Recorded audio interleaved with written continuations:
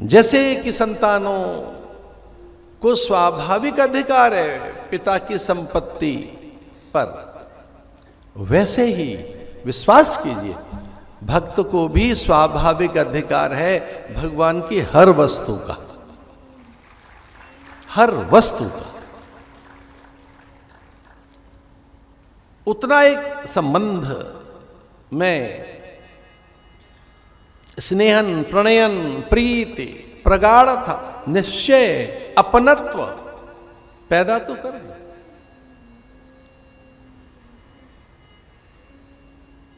उसे कोई संकोच नहीं है, मेरे तो गिरधर गोपाल दूसरो न कोई, मेरे वही है। एक अनन्य अनुराग हमें अपने इष्ट के प्रति रखना होगा। इष्ट हमसे दूर नहीं है, उसकी कृपा से हम वंचित नहीं हैं, और इष्ट के अनुगत हैं, हम उसके आश्रय में हैं, उसके आश्रय में हैं। उसके आश्रय में रहना सीखो। हम उनके आश्रित हैं, उसके सहारे रहना सीखो। अवलंब उसी का लीजिए, अवलंब माने सहारा, और किसी का आलंबन मत लो।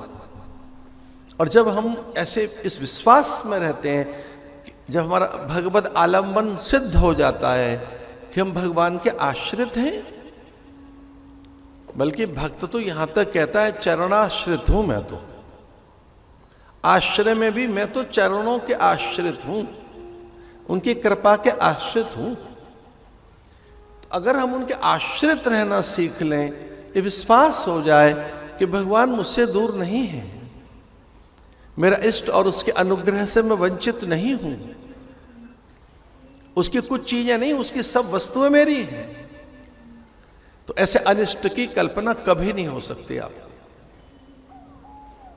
अगर हमें अनिष्ट की कल्पना हो रही है, भय की कल्पना, असुरक्षा की, अभाव की, अल्पता, किसी प्रकार का कष्ट, दुविधा,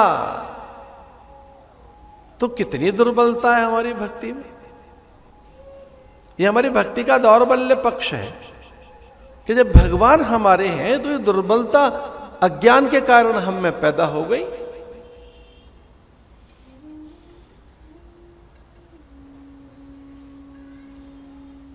इसे मेरा कभी कोई अनिष्ट नहीं कर सकता। एक विश्वास आप में रहना ही चाहिए कि किसी भी काल में मेरा अनिष्ट होगा ही नहीं। ऐसी पात्रता का विकास करो,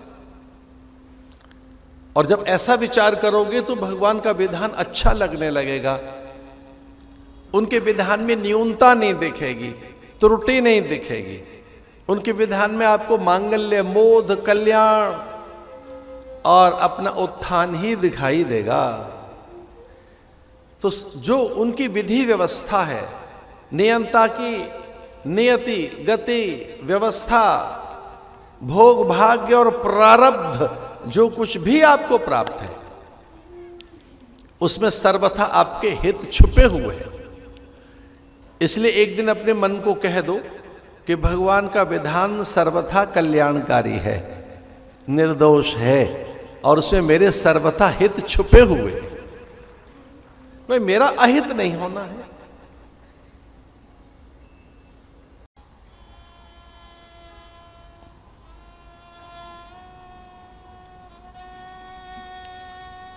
भारत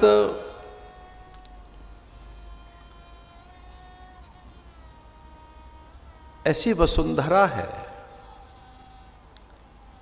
जहां ऋषि, मुनि, संत, शूर, सती, ब्रह्मवेत्ता, अरहंत, बुद्ध, तीर्थंकर विविध रूपों में अवतरण के लिए उत्सुक होकर पुनः पुनः आने के लिए प्रतिबद्धित होकर, वचनबद्ध होकर, हर काल में अपने प्राकट्य की संभावनाओं का संकेत देते हुए ये कहते हैं, संभवामि युगे युगे, परित्राणाय साधुनां, सज्जन पुरुषों का त्राण करने, विद्या, नियम, पर्व, परंपरा, सिद्धांत और धर्म की रक्षा के निमित्त, उसके संवर्धन रक्षण के लिए, जैव जगत के पोषण के लिए योगक्षेमम वहाम्यहम्, ऐसा कहकर, और यह भी संकेत करते हुए विनाशाय च दुष्कृताम्, जो हेय, निंदनीय, त्याज्य, अग्राह्य, अमान्य, अपूज्य और कष्टकारक है, अथवा जो अधर्म है, उसकी निवृत्ति के लिए भी, चूंकि धर्म अलौकिक है,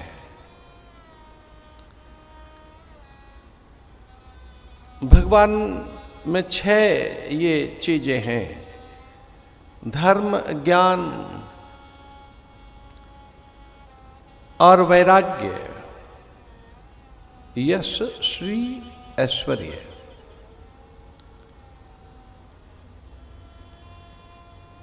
यश, श्री, ऐश्वर्य लौकिक है, धर्म, ज्ञान, वैराग्य अलौकिक है। अपनी इस अलौकिकता की रक्षा के लिए, चूंकि लौकिक प्रयत्नों से धर्म की रक्षा नहीं होती, स्थूल प्रयत्नों के द्वारा, भौतिकीय संसाधन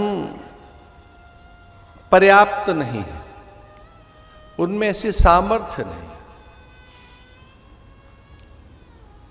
भौतिकीय साधनों के द्वारा, जागतिक साधनों के द्वारा, जितने भी ये सांसारिक साधन हैं, जितने भी इस दृश्यमान जगत में बड़े साधन हैं, उन साधनों से धर्म की रक्षा नहीं होती।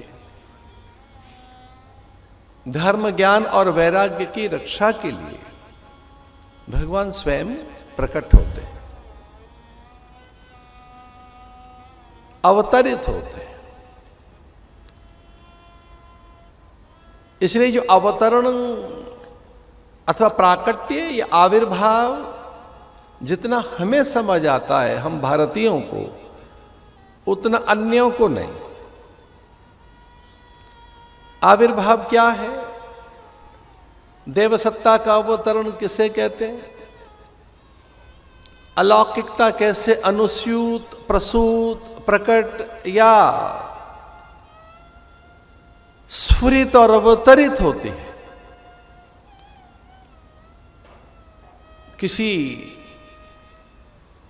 दिव्य आवेश में, कला और विभूति में, गुण और संभूति में, किसी विस्मय और कुतूहल में किस तरह से उस दिव्य सत्ता का आगमन होता है, यह हम भारतीयों का दृढ़ विश्वास है कि प्रत्येक काल में उनके आने की संभावनाएं रहती हैं। धर्म सिद्धि की जब जब होए धर्म के हानि, बाणई असुर अधम अभिमानी।